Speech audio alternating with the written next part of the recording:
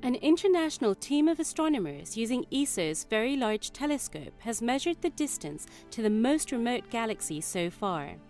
This is the first time that astronomers have been able to confirm that they're observing a galaxy as it was in the era of reionization, when the first generation of brilliant stars was making the young universe transparent and ending the cosmic dark ages.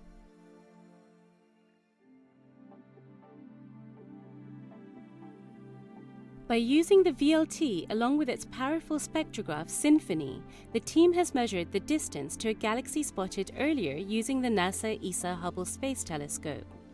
They have shown that the faint light left the galaxy when the universe was only about 600 million years old, less than 5% of its current age. Studying these first galaxies is extremely difficult. They are very faint and small, and by the time their dim light gets to Earth, it falls mostly in the infrared part of the spectrum because it has been stretched by the expansion of the universe. To make matters worse, at this early time, less than 1 billion years after the Big Bang, the universe was not fully transparent, and much of it was still filled with a hydrogen fog that absorbed the fierce ultraviolet light from young galaxies.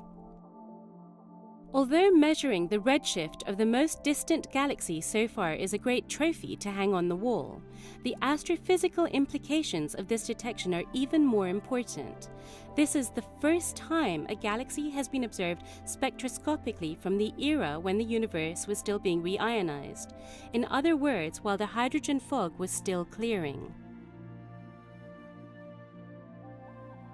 Despite the difficulties of finding these early galaxies, the new Wide-Field Camera 3 on the NASA ESA Hubble Space Telescope discovered several very good candidate objects earlier in 2010.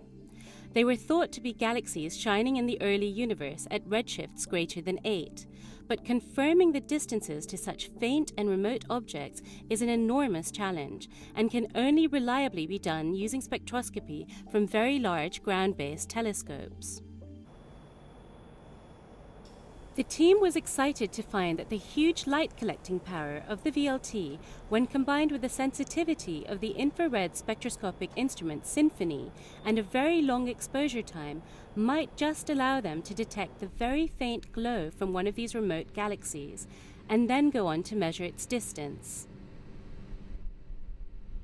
A 16-hour exposure with the VLT and Symphony of the galaxy UDFY 381-35539 did indeed show the very faint glow from hydrogen at a redshift of 8.6, which means that the light left the galaxy when the universe was only about 600 million years old. This is the most distant galaxy ever reliably confirmed.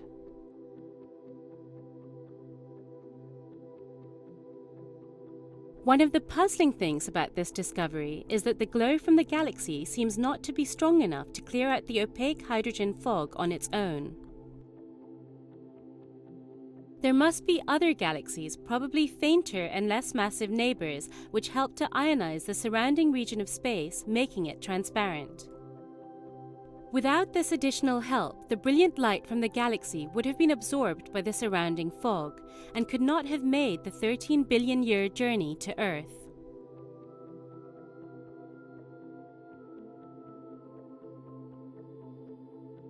Studying the era of reionization and galaxy formation is pushing the capability of current telescopes and instruments to the limit.